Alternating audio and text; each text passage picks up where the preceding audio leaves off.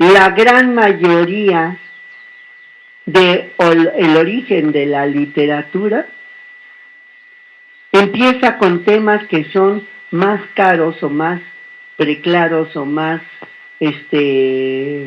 contagiables a la actividad femenina. En el origen la literatura empieza con temas que son más fácilmente asimilables y compartibles para las mujeres. Es por y para las mujeres.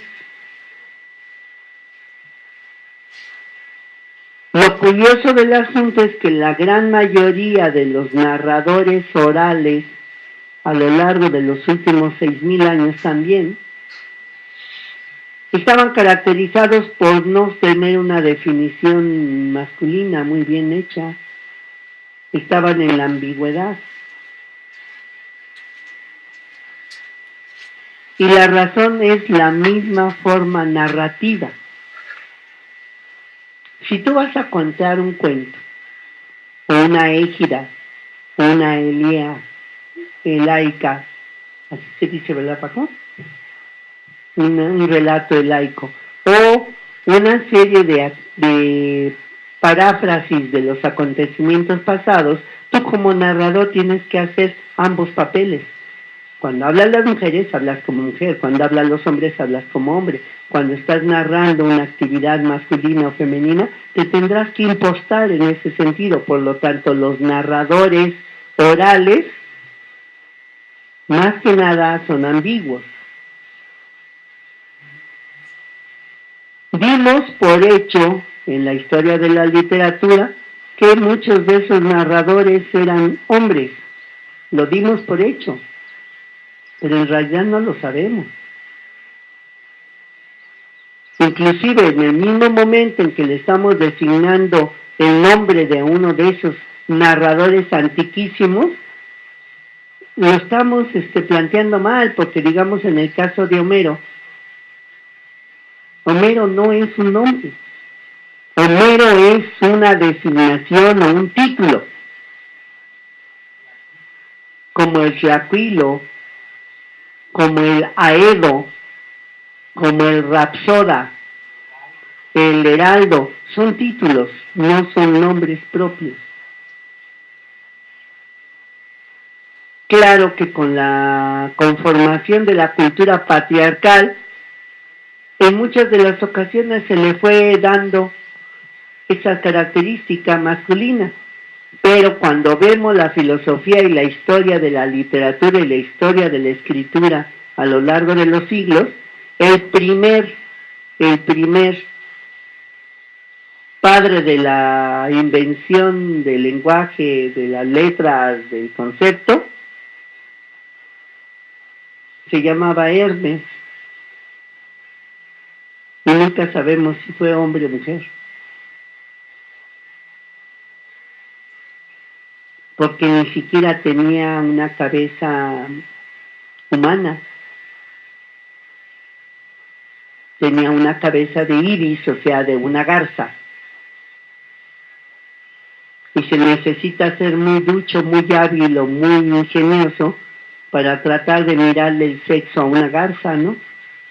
Esa es una de las peculiaridades que también proviene de los mitos, y ese es algo que nos permite entender que en el origen, si la religión en el origen era hermafrodita o ambigua o dual, en el origen de la filosofía y de la literatura también fue hermafrodita o dual, que podía ser ejercida indistintamente por hombres y mujeres. Ahora, evidentemente, como lo vamos a ver la próxima semana, la literatura hecha por mujeres tiene una profundidad estructural mucho más grande, mucho más eficaz que la de los hombres. Más interna, más profunda, intimista en ese sentido. La literatura de los hombres está hecha a base de acciones.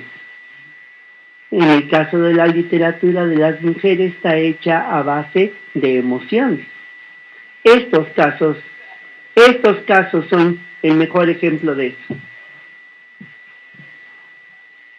Rosario Castellanos y Elena Garro serían quizás, junto con el Fénix de los Ingenios, o alias la 10ª musa, el mejor ejemplo de las escritoras. Y me refiero a Sor Juana Inés de la Cruz. ¿Existe una literatura femenina? Yo lo que pondría en duda es, ¿existe realmente una literatura masculina? Eso sí, es lo que puede resultar más difícil, ¿eh? Porque los grandes escritores hombres, los grandes escritores hombres, son pocos.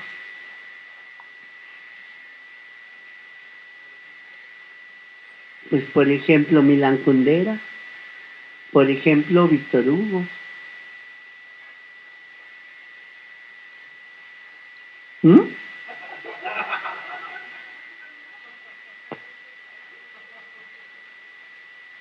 Los detalles pueden ser variados, pero si ves la profundidad o la hondura de sus personajes literarios, sí se necesita tener una visión muy femenina para ahondar profundamente en la característica del literato, ¿no? Inclusive la prima poesía.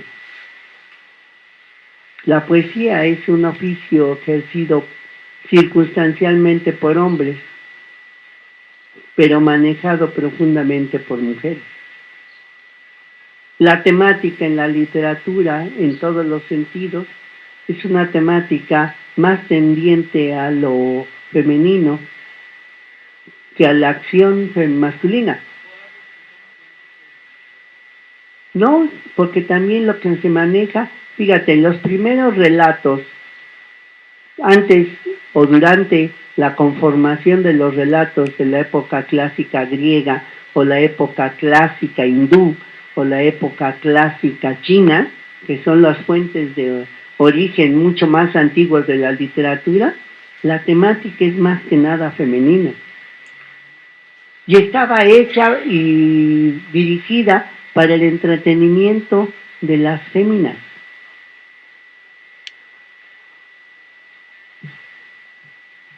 Ya que ellas no se iban a la guerra, ya no andaban haciendo las intrigas ni nada por el estilo, entonces se inventó la literatura para tenerlas entretenidas. O sea, en ambos casos redunda el mismo concepto. Los grandes conglomerados de la literatura griega fueron hechos para eso, ¿no? Para entretener a las mujeres. Todavía en la época de la Alta Edad Media, del año 600 al año 1300, en las cortes europeas, las únicas personas que sabían leer eran las mujeres. Los hombres no sabían leer. Inclusive el concepto era ese, leer. Esa es una actividad femenina, como tejer, bordar. Así estaba considerado. Y los que ejercían la potestad de escribir tampoco se distinguían así como por ser muy hombrecitos, porque eran los monjes. Entonces, este es nuestro planteamiento. Tenemos que empezar a mirar de una manera distinta, tanto al lenguaje, la educación y la literatura. Los grandes mitos y los grandes temas de la literatura giran en torno a una situación muy peculiar, el eterno femenino. No fue Rosario Castellanos quien inventó el eterno femenino, fue tal vez la primera mujer que haya escrito en torno de eso con ese título. Pero el eterno femenino es un concepto histórico y sociológico. Cioran, uno de los grandes mitólogos, Nietzsche, uno de los grandes revolucionarios de la filosofía, el mismo Kant o Hume, grandes filósofos del siglo pasado y el antepasado, señalaron que el proceso de la filosofía misma podía muy bien, muy de acuerdo a su propio criterio, haber sido la respuesta de la imposibilidad masculina ante la creatividad femenina. El asunto es este: la actividad de reflexión sin emociones o tratando de no tener emociones es una actividad masculina y es la base fundamental de la filosofía como tal y como origen. Pero la actividad masculina de la filosofía fue la respuesta, a veces genial, a veces fallida, a veces no a trompicones o como sea, ante la creatividad femenina. Y tal vez eso sea, y lo dijo Rosario Castellanos sin yo no, ha sido por lo cual ha habido pocas mujeres filósofas en la historia.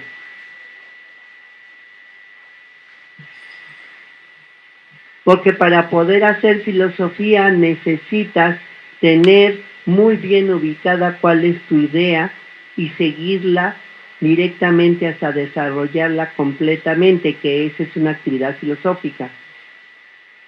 La capacidad cerebral, mental y emocional de las mujeres implica que pueden hacer 3 cosas al mismo tiempo, 4, 5, y a veces ni una completa. Y eso ya limita a esta actividad de la filosofía, que sí es una actividad patriarcal, masculina, casi al 100%. Pero regresemos al punto de partida. Es más fácil para la naturaleza crear mujeres, femeninos, que crear hombres. Ahora, valdría la pena, y no se ha hecho, hubo una vez un intento en la Facultad de Filosofía y Letras, hace como 15 o 20 años, y no creo que haya sido idea de una mujer, pero sí una idea de hacer un análisis más serio acerca de las temáticas general de la literatura hecha por mujeres y la literatura femenina. De ahí yo extraje este planteamiento que les estoy haciendo yo ahorita. No se desarrolló del todo bien. Para la mayoría de los estudiosos de la literatura no era nada conveniente, puesto que, pues si eres estudioso de la literatura y no eres gay en la Facultad de Filosofía y Letras, pues tampoco le estás haciendo el favor de adornarle mucho el asunto a las mujeres. 2. La mayoría de las mujeres que estaban en la Facultad de Filosofía y Letras en ese tiempo y todavía hasta finales de los 80, pues nomás llegaban ahí a lucir el palmito y a ver que es conseguir marido más o menos inteligentuoso, ¿no? La gran mayoría se llevaban un chasco, ¿eh? Sí, porque luego a veces andaban averiguando que para el segundo y tercer año todos los muchachos inteligentosos de la facultad ya tenían novio.